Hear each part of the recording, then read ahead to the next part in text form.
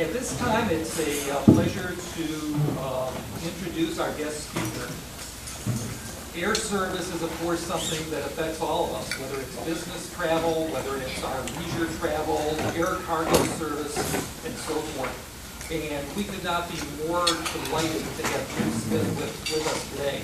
Austin Bergstrom International Airport is constantly being recognized as one of the most traveler-friendly and best operated and run airports in all of North America. We're very fortunate to have that. And the fact is, they are maintaining that tremendous service at a time that there is a lot of change going on in the air industry. And that affects us as business travelers, that affects the airport as they try to make sure that we have the absolute best and most efficient experience. So there's a lot of interest throughout the business community. Part of that is through the Air Service Task Force of the Greater Austin Chamber of Commerce. And we at the Round Rock Chamber of Commerce serve on that task force. And that's chaired by Doug Driscoll with Dell. And the focus there is to continually assist the airport in bringing more air service, more domestic service, more international service to our airport. And so they are a very vital partner with Jim and his team in bringing about that outcome. And of course, it's also that about utilization to make sure that we retain all the air service that we're able to attract. A little bit of a word about Jim. Jim is a native of New York City. He made his way down to Dayton, Ohio, where he served as assistant fire chief for the city of Dayton. And once there, he also became the director of housing and development. In 1984, he came down to Austin and has served in a number of different roles with the city of Austin. He has been director of building inspection, director of public works and transportation, also director of planning and development, assistant city manager, and now in what I believe is your favorite role of all, and that's the director of aviation.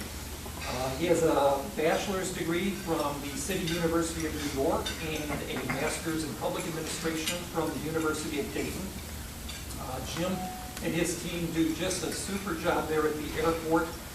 He is also a big bicycling enthusiast. He is a loyal fan of the New York Mets. And on top of that, he's a close friend of Round Rock and just a heck of a nice guy. We're thrilled to have you back with us again. Welcome, Jim Smith.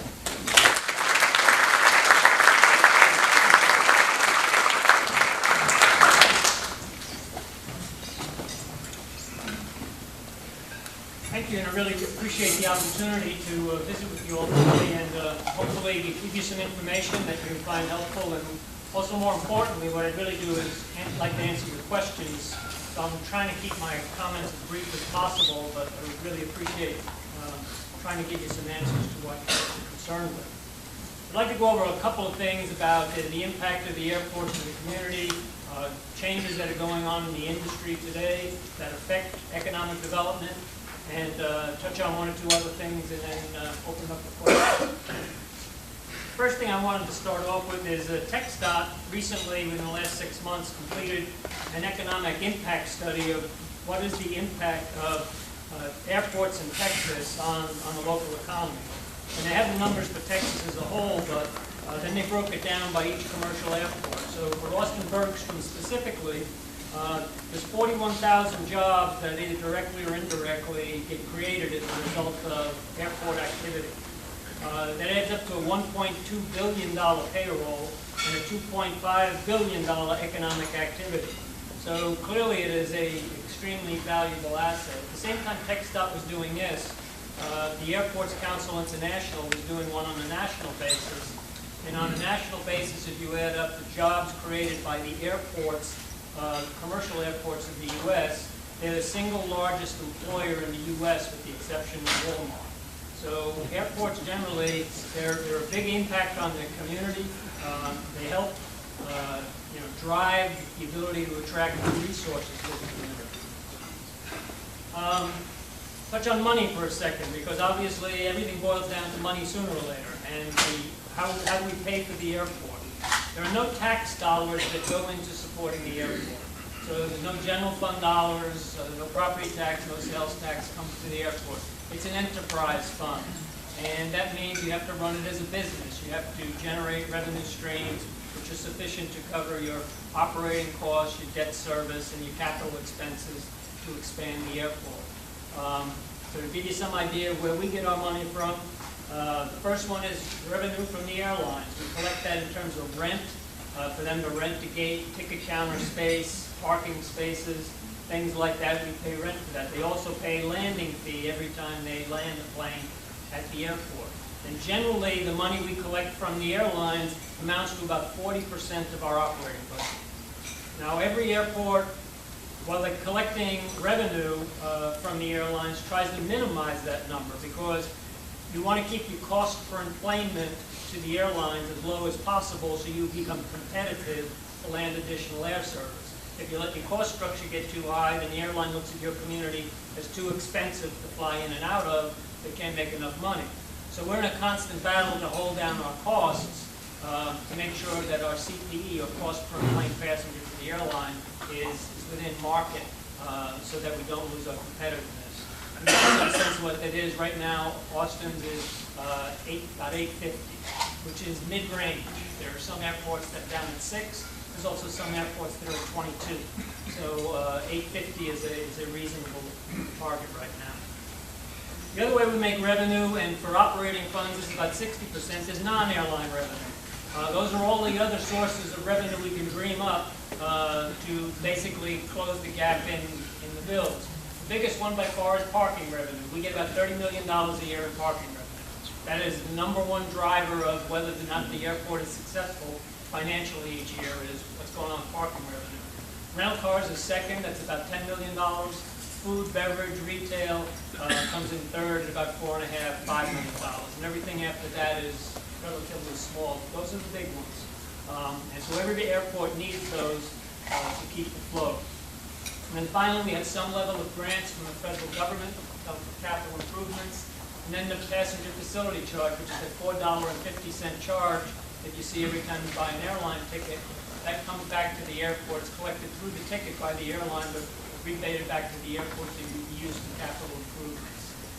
If you add all those things up, there's only about a net gain on an annual basis of about $5 to $6 million in Austin after you do all of that. So we play with relatively thin margins to do what needs to be done at the airport and still make enough money to do that. So to put that in perspective, on an international basis, I don't have the facts for the U.S., but on an international basis, less than 50% of the airports in the world make enough money on their own to keep the doors open. So more than 50% of the airports in the world have to be subsidized by their local community in some form or fashion to keep going. We're fortunate in Austin, we're not in that boat, but there are other airports in the U.S., fairly large cities, where the local community had to bail the airport out because it's not bringing in enough money. Airline industry, what's going on and how does that affect our area? Most of you are familiar with all the consolidations that have occurred. I've been running the airport for a little more than 12 years, the 13th year. If you just go back to when I started at the airport, 10 airlines have become 4 airlines today through consolidations, mergers, and a variety of things. So just like any other landlord where I had 10 people to rent to before, now I'm only renting to 4. That obviously has an impact on our need for capital. It affects our need to generate revenue. The bottom line is the airlines have gotten a lot more efficient about what they need to be profitable, ultimately. And what they've done is they've consciously tried to shrink the industry in terms of competition so they get pricing power in terms of the price they can charge on their tickets. And they've been very successful with that. In that 10-year period, American is combined with TWA. US Air is combined with America West. Northwest is combined with Delta. United is combined with Continental. And Southwest is combined with AirTran. And US Air is about to combine with American again, which would take you from 10 tenants to 4 in the space of 10 years. Now that has a tremendous impact on what we get for air service. When we had 10 airlines, you had 10 airlines competing for Austin's business. So the bottom line is they were making business decisions to add flights into Austin based on competition, basically market share issues, not profitability, because they wanted to have a larger market share than some of their competitors. As that started to shrink through consolidation, there was no longer a need to compete that way on market share, and they started focusing on profitability. So the bottom line is today you don't have anybody fighting anymore to put flights into the marketplace just to compete with another airline. They basically only add flights to a market today unless they are 102% sure that it's going to make money from day one. They don't speculate, well, let's just try this market now and see how it works out for us. They don't do that anymore. So the bottom line is when you market your community and your airport to the airlines, you have to prove to them that if they put a plane in there, which is a significant investment, it's going to make money from day one. So the game has changed dramatically from a beauty contest of 10 years ago to now you have to run the numbers, you have to prove to them that that flight is going to make money. So it's a very different ball game and much more difficult. To put that in perspective, Austin by FAA is classified as a medium hub airport. And there are 36 U.S. airports that are in that category. Only 4 of them gained air service over the last 5 years. So of those 36 airports representing their communities, 32 of them lost air service over the last 5 years. It's only San Antonio, Austin, Houston, and New Orleans are the only airports in that stretch to gain air service. So you can see as a whole, as the U.S. and the domestic market, all air service is shrinking. And over that same period, the typical airport lost 13% of their air service, while Austin gained 6%. So we're almost a 20% anomaly going on in the marketplace. So what we've been enjoying here recently, believe me, is not what's going on in the rest of the country. What's going on in the rest of the country right now is every community struggling as the airlines cut their air service back further and further. And if you're a smaller community than Austin that relied on regional jets, 50-seat regional jets, you are potentially completely out of service. Because with the price of fuel these days, a 50-seater cannot make money for the airlines. So the airlines are actually withdrawing 50-seat regional jets out of the marketplace and just parking them because they can't make money. So the smallest jet, which is going to be flying in the next couple of years, is a 70-seater and up. So if you don't have a market that can produce 70 seats, 70 butts and seats for the airline, they're just not going to fly to your community. So there's a lot of smaller communities in Austin that are actually just falling off air service, commercial air service completely right now. So again, the dynamic is significantly changing in the country, and it's having a lot of impact for economic development in smaller regions. Fortunately, our metropolitan area is large enough where that's not going to happen to us. Our biggest issue is the fact that we are still an origination and destination airport. And what that means is we only get air service that is warranted by the number of people we have in our community willing to pay the price to fly. Which means there's a one-to-one correlation between the number of seats that are going to be flying in Austin and our population and their economic value.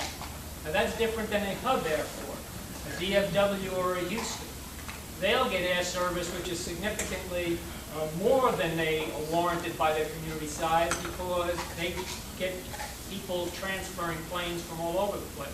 A typical hub airport like the Houston or Dallas, only 40% of the people using it are from that community. The other 60% are people who are just transferring planes.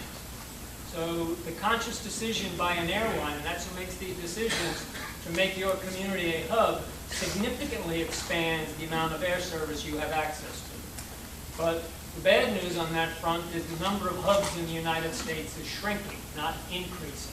Because with all the consolidations, when you have Continental merging with United, each came to the plate with 3 or 4 hubs. When you put the 2 of them together, they don't need 8 hubs. They need 4 hubs.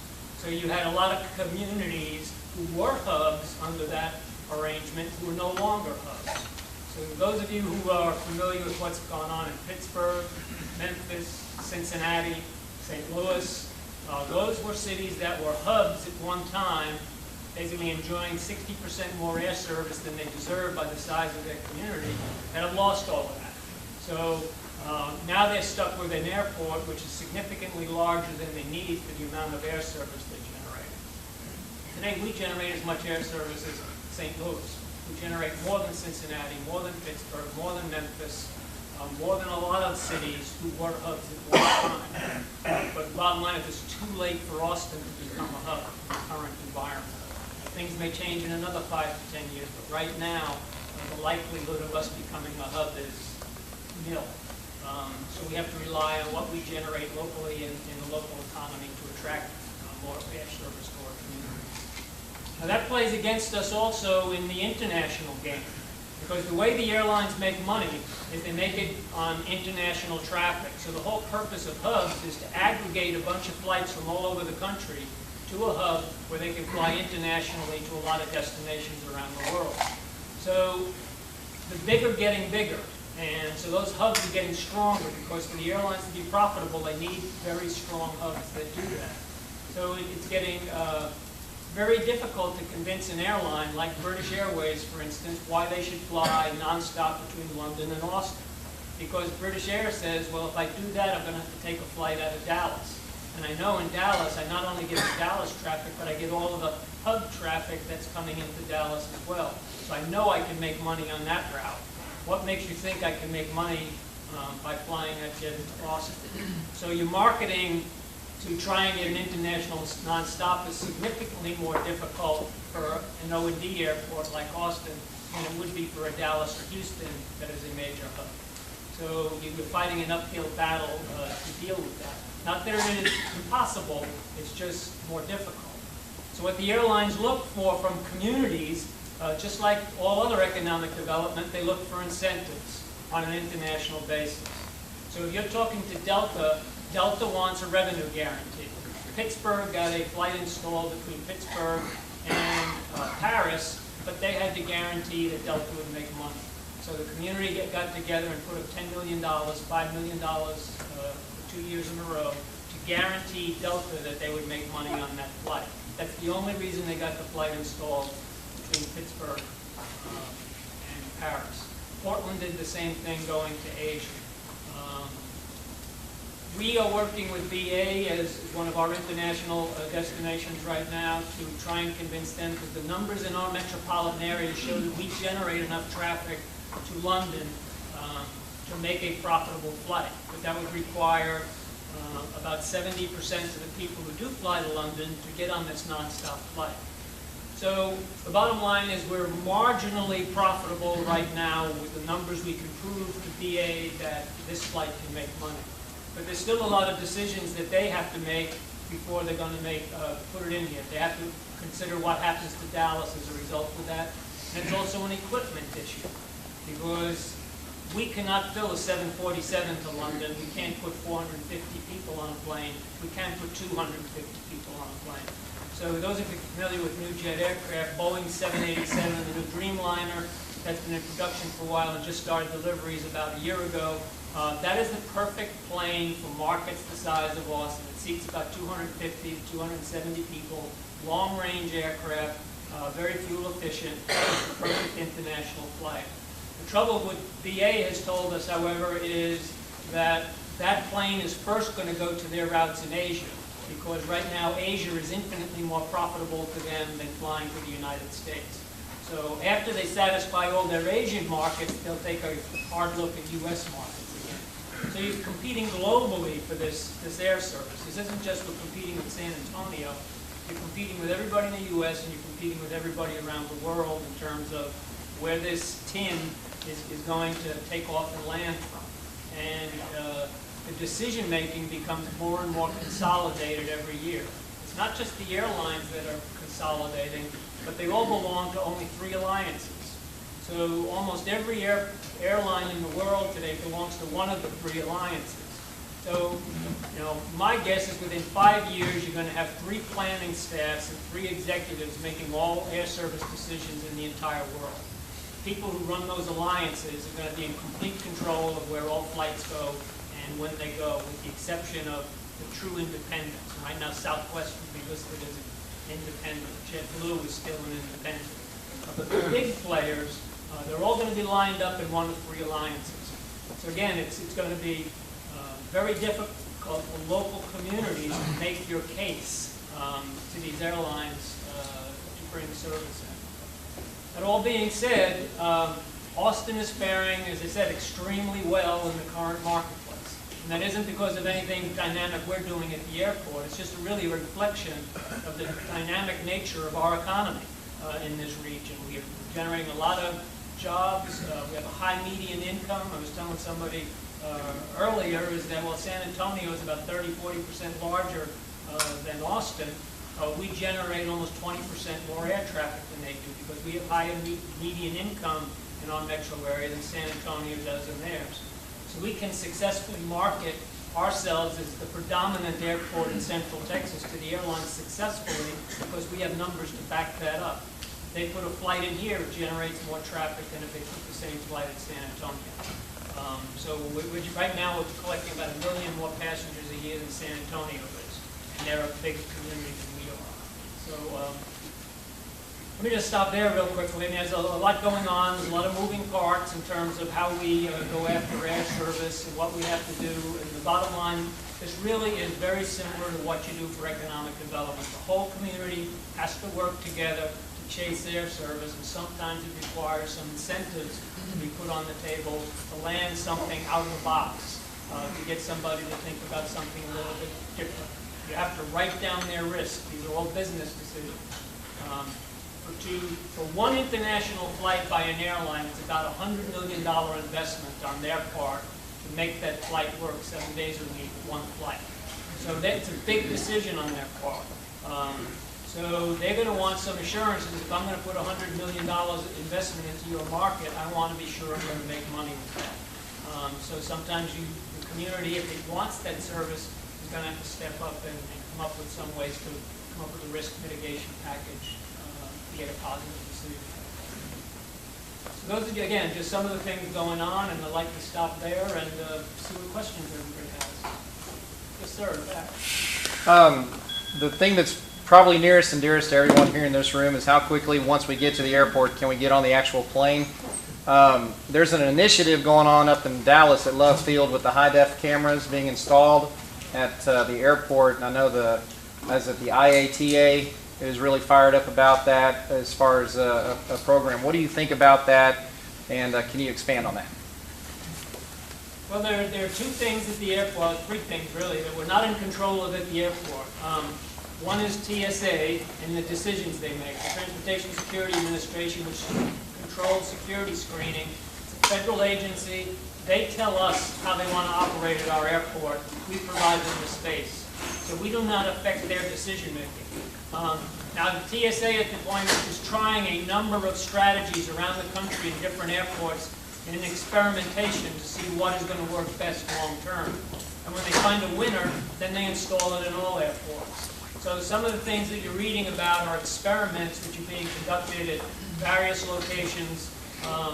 And ultimately, we're going to have to wait 2 or 3 years to see what they deem ultimately works successfully and will be installed in other airports. The other area where we have no control is Customs and Border Protection, clearing customs.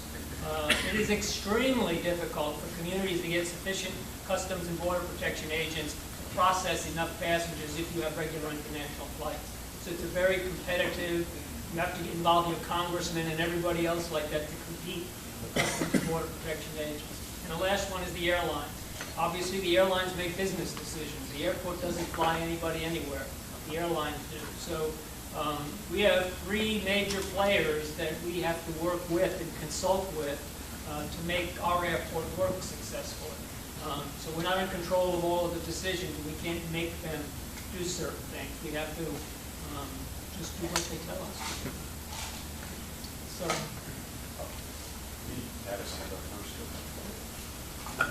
Y'all track with zip codes and passenger something? Yes. Can we find that out? How many people come out around our area? I'll have to check if we can share that. We belong to a series of databases that we have to pay a lot of money for, and I don't know to what degree they're public access. But before we leave, you give me a card or something like that, I'll check and get back to you. back to the security question, your evolving security requirements, how does that affect your bottom line? Are you paying for TSA, are you paying for things out of your own pocket? TSA is about half. They pay us a little bit of rent for the space that they occupy. Customs and Border Protection is a different story. They not only pay us no rent, they dictate to us the size and type of facility they need to operate in, and we have to build it, otherwise they go away. We're in that mode right now. Some of you may have read the papers that on Thursday we're going to council to request approval of a $5 million interim Customs and Border Protection facility so we can process international passengers for Formula One. While that interim facility would be up, we would be constructing a permanent facility at a fairly sizable expense. But we have no control over that. They have guys in Washington who just dictate to you, this is what we want at your airport, you have to provide it this way, and otherwise we go home. So it's going to be a very expensive proposition. Business question, because it sounds like you run the airport like a business, and you talked about competition and competitive cost structure. So what do you see as competition? Is it San Antonio or buses or trains? And how do you differentiate yourself competitively against these competitors, these perceived competitors? So it's competition on many fronts, and number one revenue source is parking. I have 3 off-site parking operators who are competing with me for parking customers. So that by itself is one level of competition that we're dealing with to generate enough revenue to keep the airport going. Air service is another one. We are, no doubt about it, we go head-to-head with San Antonio on every marketing push that we do. In reality, San Antonio is keeping us from a lot of Mexico traffic. And the reason for that is San Antonio is a much older city than Austin, in the sense is it's had a very strong brand image in Mexico for years. So while the Austin metropolitan area has people who are willing to fly to Mexico, there aren't many people in Mexico who are knowledgeable enough to pick Austin as a destination coming out of Mexico. So we have not been able to convince carriers to do that. And also, they have a lot of flights in San Antonio into Mexico, so right now they're afraid if they put a flight into Austin, they would cannibalize the success of the flights that they already have going on in San Antonio. So we're having a very difficult time crossing that hurdle to prove to airlines that Mexico flights out of Austin can be successful. We're still at, so San Antonio has a much stronger position there. But we were up against San Antonio for the DC-8 flight, nonstop to DC Reagan in Washington. And only 4 airports in the U.S. who got new flights into there. And we got it over San Antonio, even though San Antonio has more government people through the military down there flying to DC than we do. So we were able to convince Southwest Airlines that if you put that flight in Austin, you're not only going to get Austin traffic, but you're going to draw from northern San Antonio, and those people will drive up to Austin for a nonstop flight. And we've been proven right. You look at where the sales are coming from there, they're getting just as strong sales out of San Antonio zip codes as they're getting out of Austin zip codes to get on that nonstop flight. So we can be successful, but success is driven market by market, depending on the dynamics of the community's relationship with the other destination. For example, we do much better with high-tech markets than obviously San Antonio does. But beyond that, we're also in competition with Houston, Dallas, and decisions which are made relative to a hub airport and an origination destination airport. So I don't know if that answers your question, but there's a lot of competition. You're fighting with a lot of different people on a variety of fronts. Yes, sir. Compliment, I used it last night, the cell phone waiting area. So you can time your trip, and so you don't have to keep going around and around and around and wait for somebody to come out and pick them up. Anyway, it worked great, and I appreciate that. Thank you. We're working with Endeavor Development, the people who did the domain, to try and put in some retail and restaurants around that cell phone lot to make it more attractive in the future for people who wait for their guests to come in. Just trying to make some money.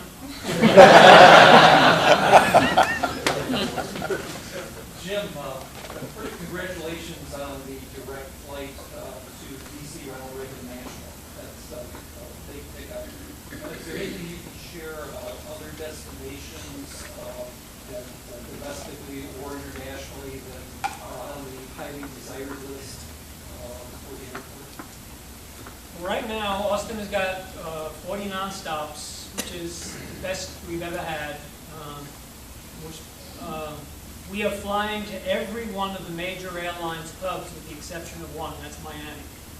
But we have a lot of flights into Fort Lauderdale, so we've got the region covered, we just don't have the connection covered. So Miami is a goal for us because it would be the last hub of any major airline that we do not have a direct flight to. Other than that, realistically, the big players, your Uniteds, your Deltas, they're not going to fly any more destinations out of Austin. They're only going to fly to their hubs. That's all they do at any O&D airport. So those are not the players that we're going to get additional air service from. What they will do is they may increase their frequencies to those destinations that they have. They may increase the size of the plane they're flying, but they're not going to fly nonstop to a non-hub of theirs. So we have to look at what other airlines we have that could fly to non-hub. And that's Southwest, JetBlue, Frontier, and Alaska. So we're fortunate that we have 4 players at least who come into Austin who we have an opportunity to try and convince that they can make money in some of these other markets. But it's a battle. You know, in the Southwest there's always a good news, bad news story. The good news is that they're here and they provide a lot of flights and they do a lot of good things. The bad news is that they're the 800-pound gorilla.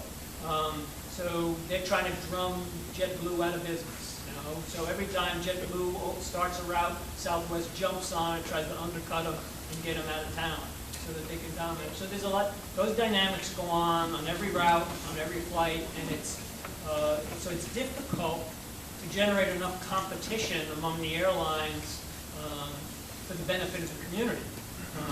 The airlines have gotten very good at figuring out how to consolidate, whittle down the competition to the point where they get much greater pricing power and ultimately profitability. Any other questions? 2 questions. If the growth that you have discussed continues over the next 10 years, do you foresee that the airport will have to expand, or does it have adequate physical capabilities and space to accommodate that? And secondly, has there been any thought or consideration of adding another security gate, or is that something that TSA dictates? Let me start with the last one first. The security thing is, yes, TSA dictates it to a certain point, but we were able to convince them that those of you familiar with the airport, obviously, you know that we have that little donut over the baggage claim. It was a great architectural feature when the airport was constructed. It's a giant pain in trying to use your space efficiently. So we have an extremely difficult time identifying space that can be used for additional security lanes. So we had to create a new capital improvement project. So in 2013, we're going to start constructing what we call our East Infill project. But to the east, where Southwest has the ticket counters, we're going to be constructing a new area that will have 14 security lanes in it. But it's not going to be ready for 2 years. It'll take that long to do the construction. So yes, we are looking at how to expand the security lane. It took this long because we have to get TSA's concurrence that they will staff it. So if we build those lanes, will they generate enough staff to do it? So we've got an agreement with them and we're moving ahead with that project. So it'll take a while. Refresh my memory, what was the first one? Well, just if the growth continues over the next 10 years, will the airport have to be expanded, or can it accommodate? It depends on the consolidation issue. If the airlines continue to consolidate the way they've done, Southwest is successful in running off JetBlue. Those type of things, no, the airport doesn't need to be expanded. We can process more passengers. The reason for the expansion primarily was more driven by the number of airlines that they were competing with each other because they all needed their space. Now that they've consolidated, they can process the same amount of passengers much more efficiently. They don't need as much space. So if a American ultimately combines with US Air when they come out of bankruptcy, and we get down to 4 majors. You know, my guess is we could probably go another 5, 6 years, even with Austin continuing to grow without expanding the airport, because the airlines will become that much more efficient. I don't think we can turn back the clock. I don't think we're going to get a bunch of new airlines created because of the financing environment. So I don't think there's a real driver for airport expansion right now. If anything, it's the opposite. And the other thing which drives expansion is we're very fortunate in Austin. We have a 2 parallel runway more than a mile apart. Our runway capacity is less than 50% of what it's designed for. So we have runway capacity to last the next 30 years. So we're in a relatively good position to accommodate all of Austin's growth over the next couple of years, and I think we've got a good plan to cover that. Time for one more question. No, thank you. I really appreciate the opportunity.